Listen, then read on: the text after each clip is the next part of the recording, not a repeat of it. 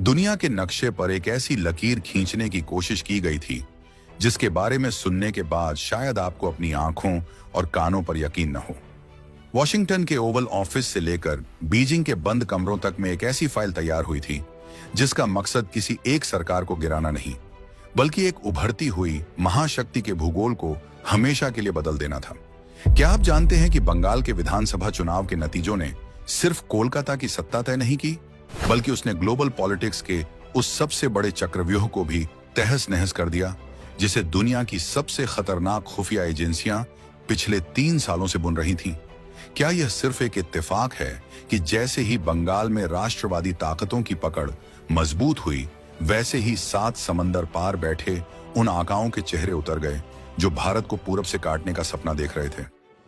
बंगाल का चुनाव और उसके बाद की यह प्रचंड जीत महज एक राजनीतिक घटना नहीं है, बल्कि यह ग्लोबल जियोपॉलिटिक्स का वो टर्निंग पॉइंट है जिसने अमेरिका, चीन और पाकिस्तान जैसे देशों के नापाक गठजोड़ की कमर तोड़कर रख दी है। साल 2026 का यह दौर भारत के इतिहास का सबसे निर्णायक समय साबित होने जा रहा है, क्योंकि अब जंग सरहदों पर गोलियों से नहीं, बल्कि बंद कमरों में बैठी डीप स्टेट की साजिशों से लड़ी जा रही है। बंगाल को भारत से अलग करने का जो ग्रेटर बांग्लादेश वाला मास्टर प्लान तैयार था, उस पर भारत के आम वोटर ने ऐसी करारी चोट की है कि आज सुपर पावर्स के पसीने छूट रहे हैं। अगले कुछ मिनटों में हम उस सच से पर्दा उठाएंगे जो आपकी जमीन के नीचे चल रही हलचल को साफ साफ बयान कर देगा।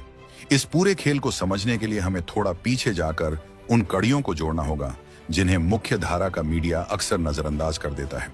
बंगाल चुनाव में भारतीय जनता पार्टी की इस ऐतिहासिक जीत के बाद माहौल सिर्फ ढाका, बीजिंग या इस्लामाबाद में ही खराब नहीं हुआ है, बल्कि इसकी सबसे ज्यादा तपिश अमेरिका में महसूस की जा रही है। आपको जानकर हैरानी होगी कि बंगाल के नतीजे आने के बाद वॉशिंगटन के थिंक टैंक्स में हड़कंप मच गया। आखिर क्यों एक भारतीय राज्य का चुनाव अमेरिका के लिए इतना महत्वपूर्ण था?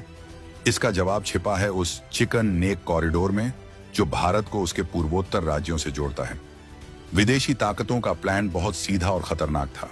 अगर बंगाल में ममता बनर्जी की सत्ता बरकरार रहती या फिर कोई ऐसी सरकार आती जो केंद्र के साथ टकराव में रहती, तो अगले कुछ वर्षों के भीतर एक ऐसी स्थिति पैदा की जाती जहां बंगाल को भारत की मुख्य भूमि से मानसिक और भौगोलिक तौर पर अलग करने की प्रक्रिया शुरू हो जाती।